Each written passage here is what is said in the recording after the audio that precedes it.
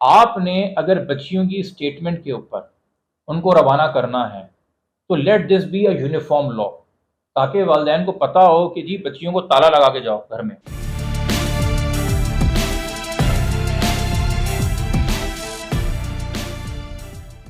रहीम अस्सलाम वालेकुम, मैं हुमारी अली, आप देख रहे हैं मेरा चैनल। जिब्रान नासिर यूनिफॉर्म पहन लेता तो आज ज़हरा काज़मी, मेहदी अली काज़मी के साथ उसके घर जा चुकी होती। मेहदी काज़मी साहब का केस अब रोज़ अव्वल से जब से मैंने केस लिया है, मेरा मौक़िफ़ है कि इस केस को दफन करने में सूबे का आईजी खुद मुलव्वस है। इसी सिंध पुलिस ने चाइल्ड मैरिजेस के कुछ केसेस में बहुत बेहतरीन कार्रवाई दी करी है, और कुछ केसेस में वो किसी भी वजह से पर्सनल हो गए तो उस केस को दफन करने में भी उन्होंने अपनी तरफ से कोई कसर नहीं छोड़ी थी। यानी कि बच्चियाँ सबकी सांझी नहीं हैं। ये हम बात क्या देते हैं, फेवरेट्स हैं। आईजी साहब के फेवरेट्स हैं, डीआईजी साहब के फेवरेट्स हैं। अच्छा, इसी तरीके से जजेस को हम बात कर लें, मैं आपको एक ही जज का फैसला दिखा दूंगा जहां बच्ची दरियाफ्त पहले किया गया कि कम उम्र है कि नहीं, मेडिकल करवाया गया। वो जब कम उम्र निकली, बेशक वो कुछ महीने ही कम उम्र निकली, उसको शेल्टर होम भेजा गया और उसकी कोहैबिटेशन को इलीगल कहा गया, चूंकि रूल्स कहते हैं सिंध चाइल्ड मैरिज लॉ के कि अगर कोई चाइल्ड मैरिज की विक्टिम हो, उसको या तो मैजिस्ट्रेट या पुलिस वाला, और चाइल्ड प्रोटेक्शन अथॉरिटी का लॉ कहता है कि वो बच्ची विक्टिम ऑफ अब्यूज है तो चाइल्ड प्रोटेक्शन ऑफिसर भी जाके फौरन बच्चे की कस्टडी हासिल कर सकता है और उसको चाइल्ड प्रोटेक्शन सेंटर मूव करना है। आप क्यों फौरन मूव करेंगे किसी को जिसने रजामंदी से शादी की है? क्योंकि आप उसको अब्यूज मान रहे हैं। जब आप उसको अब्यूज मान रहे हैं तो हमारी अदालतों के अंदर एक तमाशा लगा हुआ है कि 491 की हफ्ज़े बेजा की पिटिशन हो, या जिस बच्ची को मुगविया बना दिया है उसी की तरफ से एक आप झूठ बोल के कि वो 18 की है, हरासमेंट की पिटिशन लगा दें। और अदालतें सिर्फ बच्चियों का बयान रिकॉर्ड करके अगर उसको भेज देती हैं, ना मेडिकल करवाती हैं, तो आपने एक जुआ खेला है ना, एक गैम्बल खेला है कि कल को बच्ची माइनर भी निकल सकती है भाई। तो आपने किस पे गैम्बल खेला? जज साहब ने अपने करियर पे तो नहीं खेला, जजेस ने अपनी हुर्मत पे तो नहीं खेला, गैम्बल खेला आपने एक बच्ची की जिंदगी के ऊपर, गैम्बल खेला आपने वालदैन के ऊपर।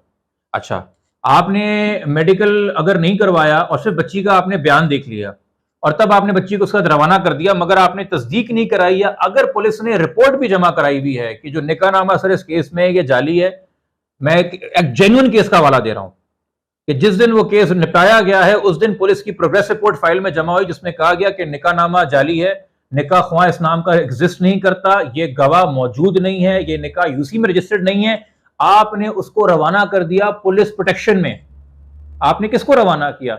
जो कि 493 ए का मुलजिम है, यानी कि किसी लड़की को ये धोखा देके कि तुम मेरी लॉफुल वेरिड वाइफ हो, अपने साथ रखना, को हैबिट करना, जिसमें 25 साल सजा है, आप उस ऑफेंडर को पुलिस प्रोटेक्शन दे रहे हैं। और इसके साथ फिर जो भी जिनसी काम हो रहा है वो रेप के जुमरे में आता है, क्लियरली सेक्सुअल अब्यूज के जुमरे में आता है। ना आपने बच्ची का मेडिकल कराया, ना आपने निकाहनामे की वेरिफिकेशन देखी, ना आपने इस लॉ को अप्रिशिएट किया कि 16 साल से कम उम्र की बच्ची की स्टेटमेंट की वैल्यू नहीं है, वालदैन की, गार्डियन की स्टेटमेंट की वैल्यू है कि ये किडनैपिंग है कि नहीं, क्योंकि मर्जी बच्चे की नहीं, वालदैन की है। अब आप जाके लड़ते रहे, अपीलों में जाके लड़ते रहे, ट्रायल कोर्ट के अंदर फाइट करते रहे, मगर ये पूरा पीरियड जो गुजर रहा है, जब वो मुलजिम के साथ है, जब वो बच्ची ओपन टू अब्यूज है, सब्जेक्ट टू अब्यूज है, किसके खाते में लिखा जा रहा है? किसकी जिंदगी के साथ गैम्बल खेला गया है? ये बातें अगर मैं करूं, किसी को एतराज हो, कोई नाराज हो, तो चले जी हो जाए, क्योंकि मेरा करियर या मेरी लॉ प्रैक्टिस जो है वो किसी मासूम बच्चे की जिंदगी से या मजीद जो बच्चे मुतासर होने वाले हैं उनसे ज्यादा नहीं है। और जिस तरह से आप यूट्यूब का ट्रेंड देख रहे हैं, यार एक वक्त था आर्मी चीफ का नाम लेते लोग डरते थे, 12-12 साल के बच्चे मजाक उड़ा रहे होते हैं।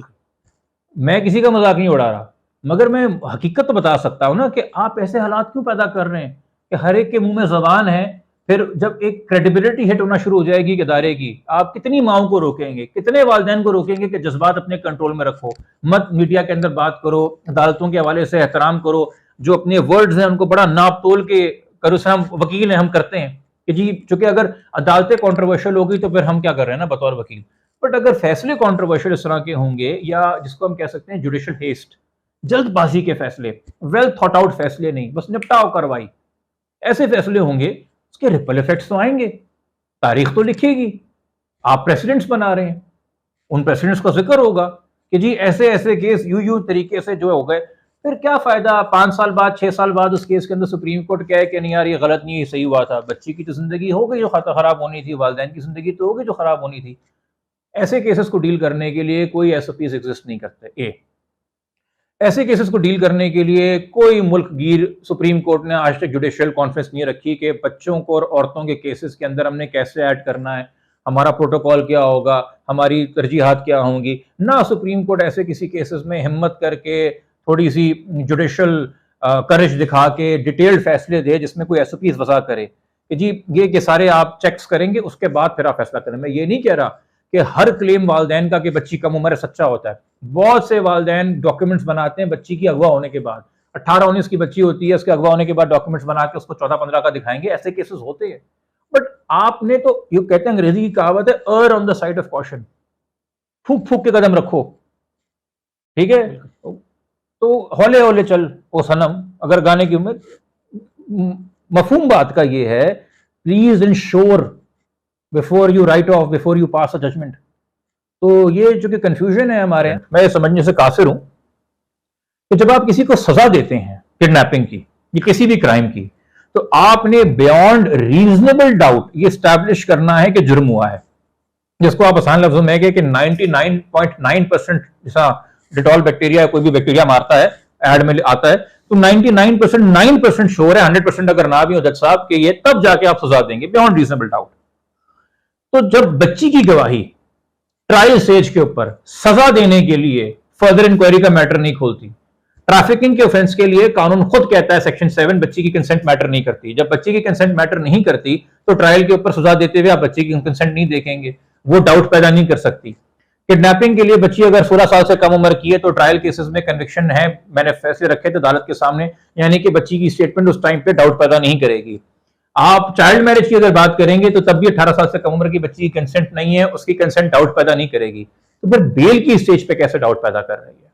अगर कन्विक्ट करने के लिए डाउट पैदा नहीं करेगी तो बेल देने के लिए कैसे डाउट पैदा कर रही है? ये मेरे लिए एक सवाल है ना। या तो एक ऐसी चीज आप बेल पे एडवांटेज दे रहे हो जो कल को ट्रायल में भी उसको एडवांटेज देगी, वो मैं कम से कम मेरा एक सवाल। दूसरी बात, हमारे एक बड़ा इजी आसान तरीन होता है, जजेस इसका अक्सर रूल का सहारा लेके केसेस निपटाते हैं बेल के, कि जी सजा कितनी है ऑफेंसेस की, 10 साल है, 10 साल से कम है, 10 साल से ज्यादा है तो एक चीज हमारे यहाँ कानून में है प्रोहिबिटरी क्लॉज, कि जी उसमें फिर बेल मुश्किल है। 10 साल से कम है तो नॉन प्रोहिबिटरी क्लॉज, बेल मिल सकती है। अब ये पार्लियामेंट की या तो अब समझ नहीं थी, या अगर समझ थी चुकी उन्होंने देखे चाइल्ड मैरिज का लॉ बनाया, 3 साल सजा दी, मगर लिखा कि ये है नॉन बेलेबल ऑफेंस, गो किसकी 3 साल सजा है। एफआईए के कानून बने खवातीन को, बच्चियों को प्रोटेक्ट करने के लिए, जिनको हरासा किया जा रहा होता है सोशल मीडिया पे तस्वीरें वीडियो बना के बाकी चीजें करके, उनमें 7-7 साल की सजाएं, मगर उसमें भी लिखा हुआ है कि जी नॉन बेलेबल ऑफेंसेस होंगे। इसी तरीके से जो ट्रैफिकिंग है उसमें, खैर इसमें तो जो मेहदी काज़मी साहब के केस में जो दफात लगी उसमें तो 10 और 14 साल सजा है, नॉन प्रोहिबिटरी क्लॉज आता है, बट उसके अंदर भी जो है लिखा हुआ है कि नॉन बेलेबल ऑफेंसेस हैं।